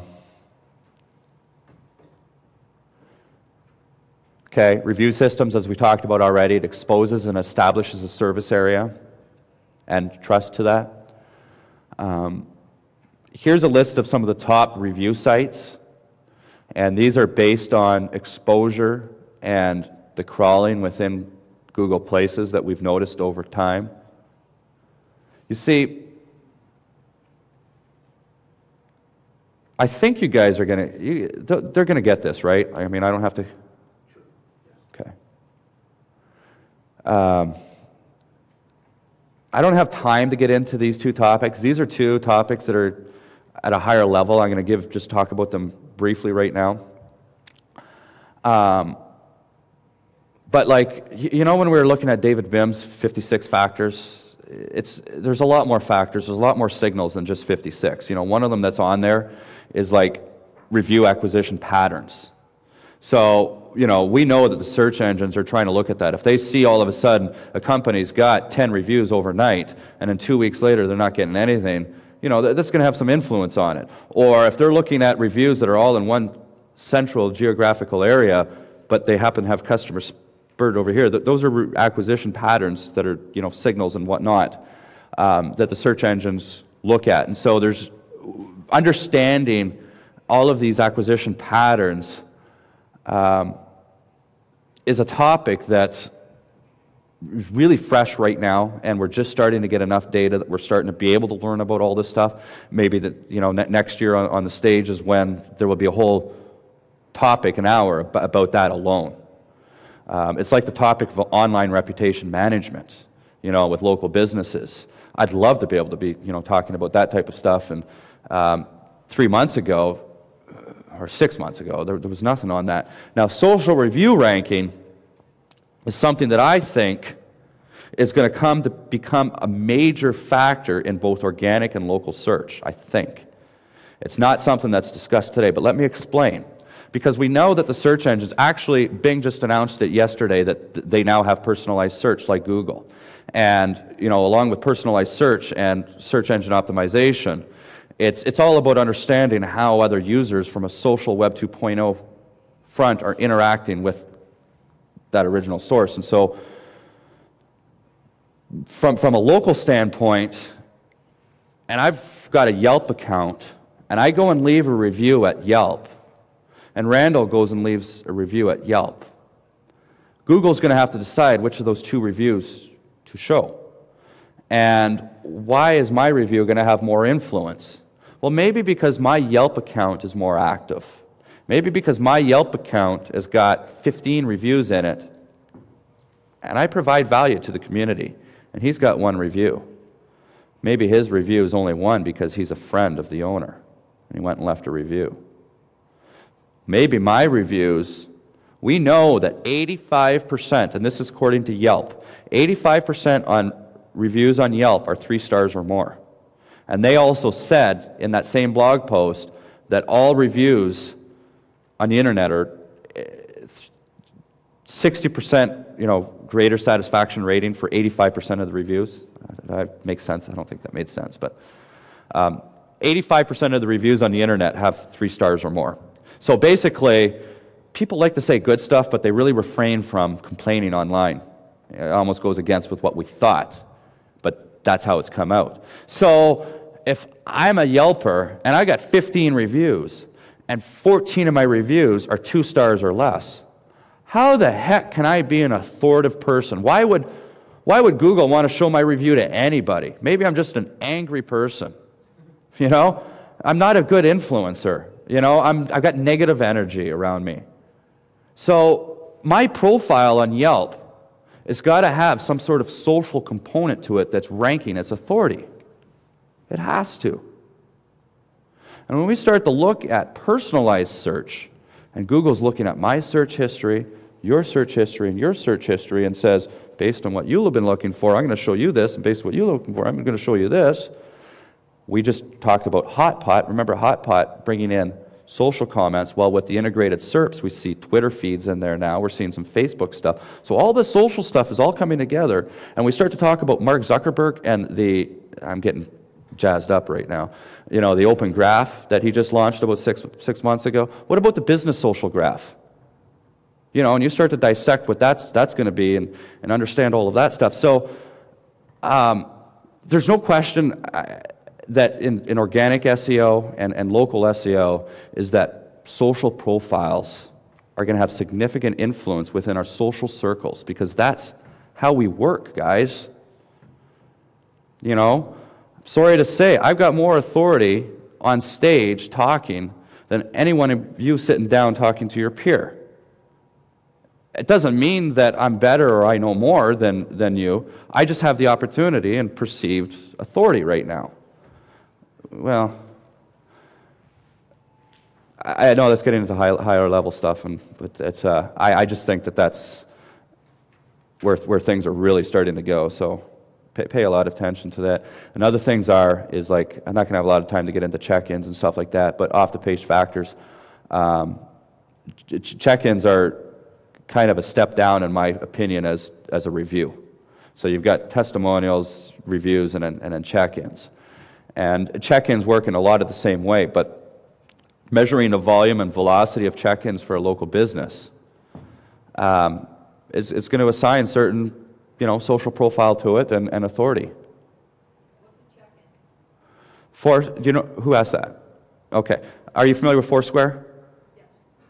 Yes. Foursquare, I run on my application, I come to the resort, I check in on Foursquare, all my friends now know that, okay?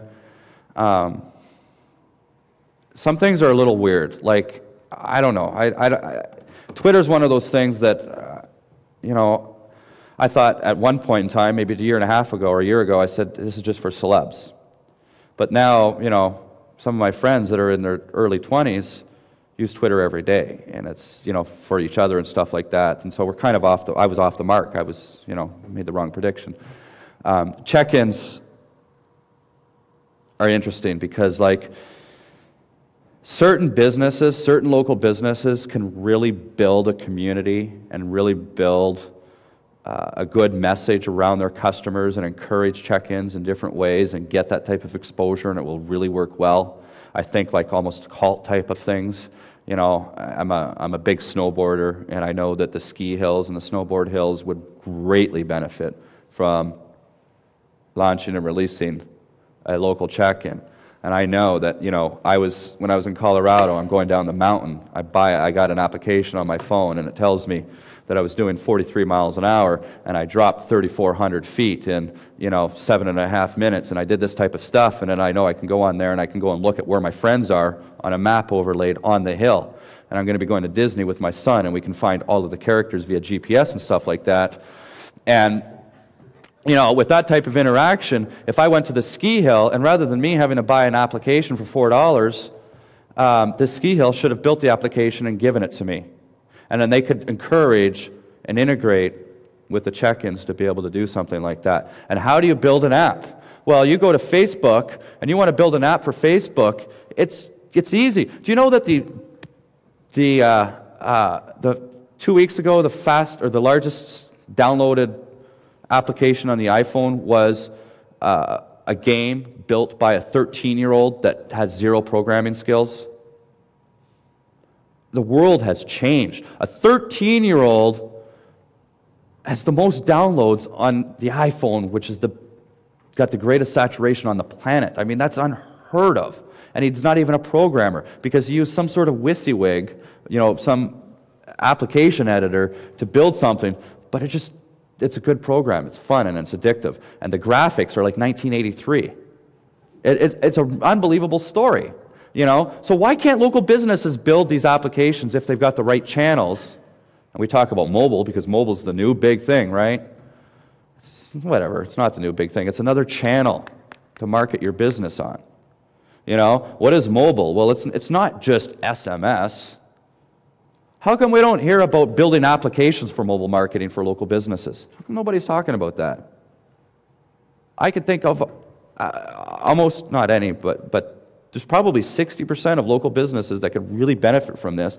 And how much does it cost to build an application? Not a lot. Systems for measurement, these are just, I'm going to fly through this one. You want to know what your clients, for your clients, we inventory the claimed listings for each of our clients on a quarterly basis. And we've got inventory sheets for all of our clients. We have a master sheet, and we have client sheets. And in the master sheet, we're able to see this type of stuff. Keyword rankings. God. Does anybody here know of a really good ranking tool to supply clients for local? Neither do I. So if you know one, please tell me.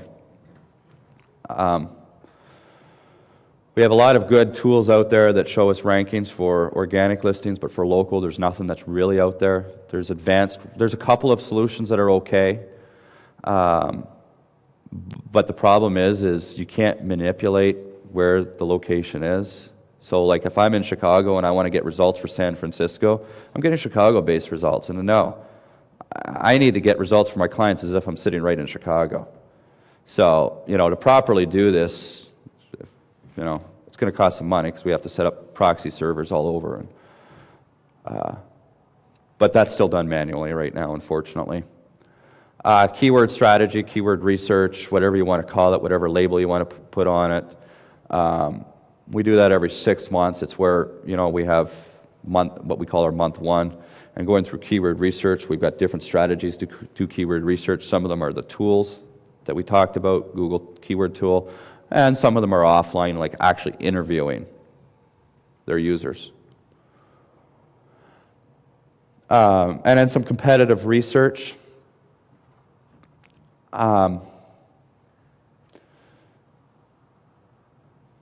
Citation acquisition strategy, again, we're coming back to this, and having the tool in place to be able to measure what type of citations our clients have acquired or reviews. Whoops. And social media interaction, I was talking about that with social profile reviewing. But again, I don't want to get too deep into that at this point. So, this is where I added a few extra slides if we needed some extra time, and I'm behind on time. So I'm going to open up the floor for questions, I guess, at this point in time. Just what I was going to go through here.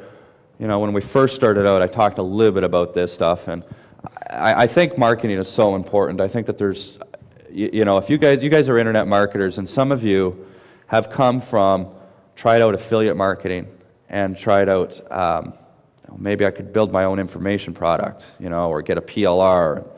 Maybe I'm going to go into e-commerce. And as people start to develop their skills and get fallen into certain areas, here you are in local now.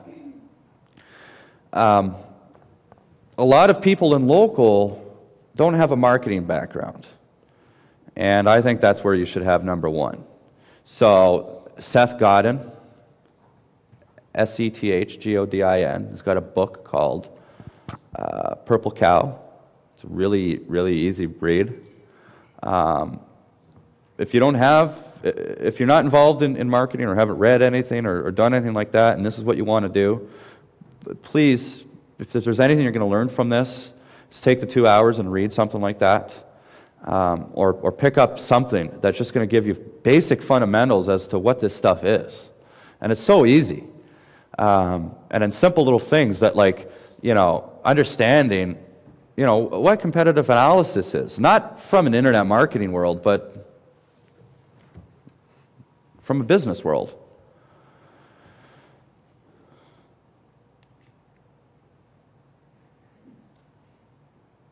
Another one I just threw in.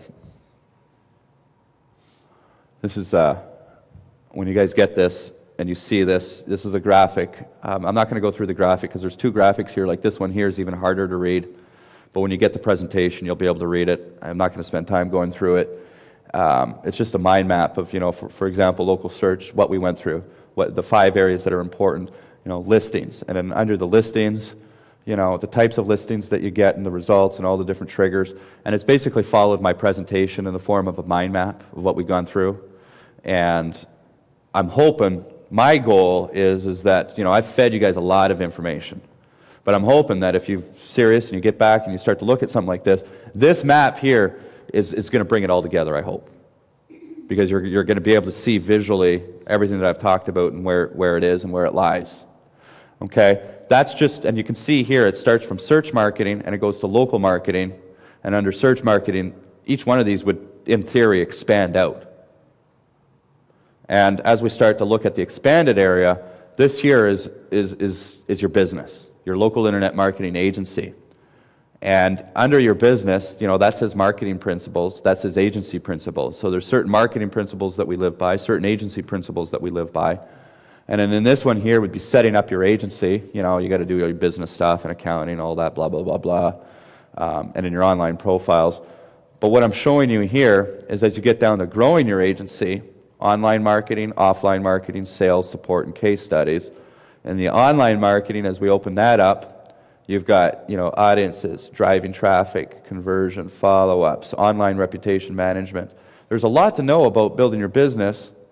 And then we go from driving traffic, somewhere in here, search marketing. And if I open that one up, you would see organic, local, and paid. That part, if I open that up as local, that's all this right here, what we did today. Now, I don't want to show you guys to scare you here. You're getting into this as a business. But every business, every entrepreneur has got to deal with a lot of this stuff, period. And, whether it's, your principles or just setting yourself up or building it, and just working through stuff one at a time, getting one client at a time, and do what I did. 1 laptop, kitchen table, 5 departments. Okay? First sign I saw, 10 minutes. Time for questions. 4:20. Here we go. Start here. So what do you think is going on with the integration of organic and local now? What do I think is going on with it? I mean, is it more of a factor of organic combined with the local now? Yeah, to me, it's all search marketing. To me, I only talk to 2 because our world, our internet marketing world, is 2. When I talk to customers and prospects, I don't even bring that up. I don't talk about local search results. I don't talk about organic results. I talk about marketing their business on the internet. And so, the strategies that we do, when this first came out, we didn't even introduce a new service. I know people that have local search engine optimization and organic search engine optimization, and they cater to local businesses. To me, that's just confusing. And I think from what Google is trying to do is it's the same perspective from Google, is that you have a search phrase and you have results. That's it. We overcomplicate things in our world, I think. I guess is there more factors that we need to know about as far as having to work those 2 together? You should be doing both, obviously, but is there something that maybe we don't know about that combination? Well, there's a lot. Again, this is something I can talk a lot about. For example,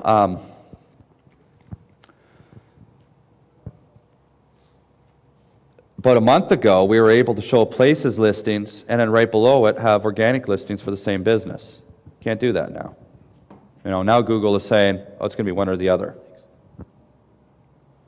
So I think that the search engines, again, are trying to, just that. I have a search phrase and I have results. It's that simple. Just let me show the right result. And in the back end, they've got convoluted and complicated algorithms that determine the difference between a business and a website. I market businesses. And that's it. I'm there to get the exposure, get the qualified traffic, and help convert that traffic. So I'm probably the wrong person to be asking that question because I don't get too deep into a lot of that.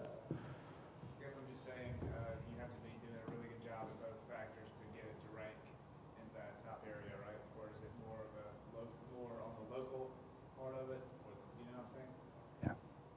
Yeah. No, it's more on the local part of it, of course. For most businesses. Hi, Scott. So for creating a Google Places listing for my client under the business name, so say he's Dr. Joe Blow Dentist, using the DBA theory that you're saying, the system, and I put in Dr. Joe Blow Dentist, DBA, Naperville Dentist, or Joliet Dentist, are you saying just use DBA and enter the keyword in there, or are you saying really register with the state a DBA? That's, you know, I come on stage and say I'm white hat, and I have a little butterfly or something in my gut saying that that's the kind of gray. There's nothing illegal, nothing unethical about it.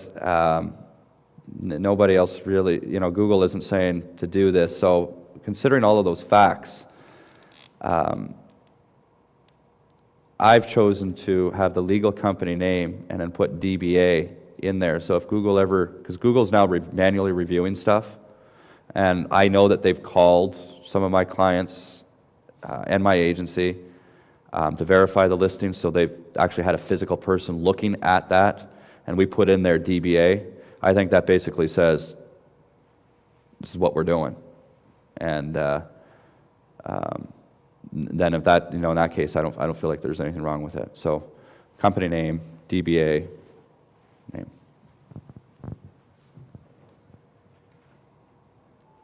And as we all know, DBA means don't bother asking. Yeah. What do you do, for example, with a dentist? You got a partnership, they split up, they're sharing a Google Places listing, you got to split them out. I mean, it's proving to be a nightmare. I mean, what are your recommendations for something like that? Well, that's actually not that much of a nightmare. What if one won't release it to the, you know, won't release usernames and passwords to the back end? And those are business problems, not internet marketing problems. And any business that gets separated, you're basically taking one message, and you've got to separate them into two, because there's political problems that the partners broke up. You've got to legally have two separate business entities if that happens, if you're delivering two different messages. Well, you now have two different businesses with two different business entities, and if that's the case, then in negotiations of the breakup, one of the partners is going to be able to retain the name or not retain the name. That's argued with the lawyers and between the two of them. When they come out of the wash and it's all cleaned up, you as a marketer, you can only market a business. You know, it's not your problem to try to figure out how to, you know, what's going to happen with this profile. It's just, I think you're just there to give the information. And that existing profile is an asset to the business. And it's an asset that unfortunately can't be split. So they may not even realize that this is an asset that has value to it. And when they split their assets up into their company, one of them is going to gain that exposure, that asset. And that asset is there to help the marketing from it. So it's got some value to it. But you can't split it up. Or I've never. And I've run into this several times. So when I explain to them that it does have value, and then, you know, neither one will release it so that the other can have it, can you actually take that down and then start two new ones? So you're creating more problems for them in their breakups. You know, because I'm saying, okay, I've got to split this up and I've got to take care of it. And the problem is I'm running into this issue because now they're realizing there is value to it. It was not decided when the business is split up. This is something that's happening after the fact. They're not talking. Yeah, well, I think my response to that is that's not our problem, and but it is if I have to set up a Google Places listing for them. So can you start from scratch? I mean, what I find is normally it just doesn't show well. Yes. LMS Places, that link that I gave you, has got links on there to report a problem with Google. And if you read the, what's it called, the Google, I think they call it the Google Local Content Policy or something like that. The link is on that page. And that's what you want to be, that's what you want to read. And I think in there you're going to find the answer from Google's perspective. Okay?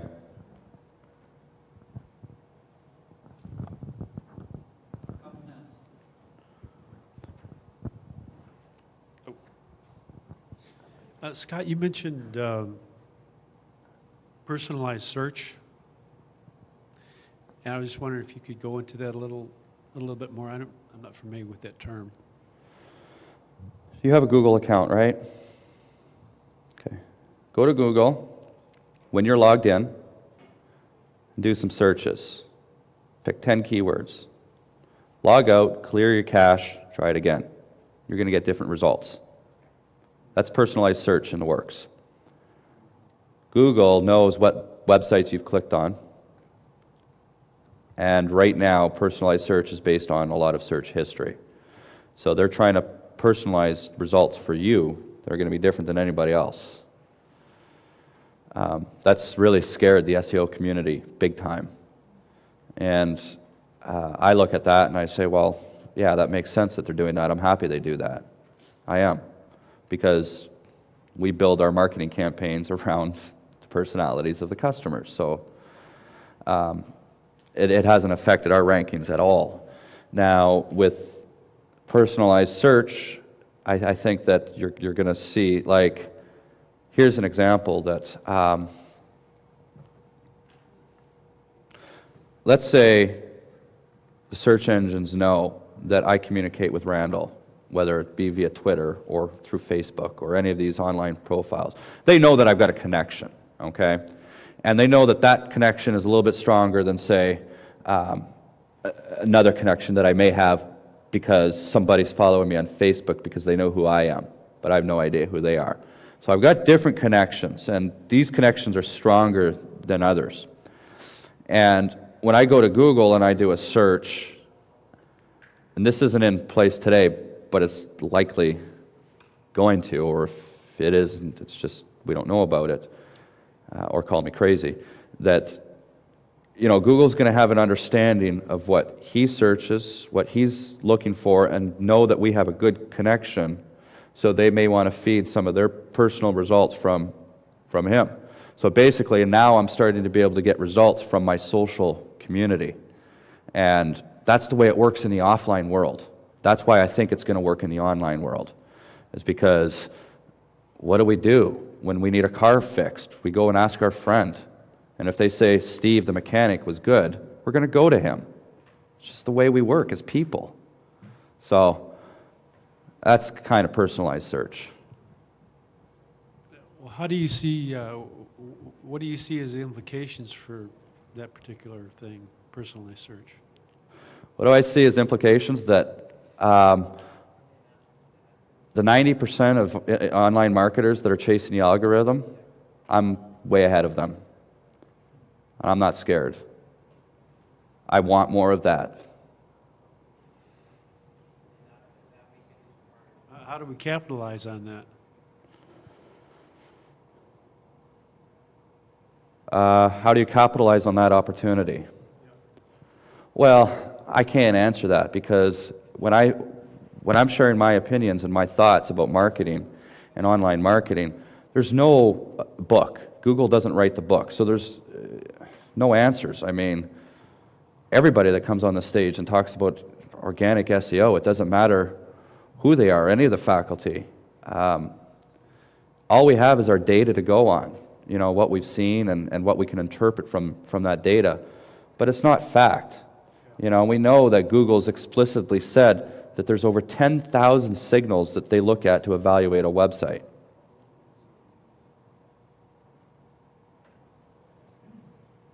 So how can we capitalize off of that?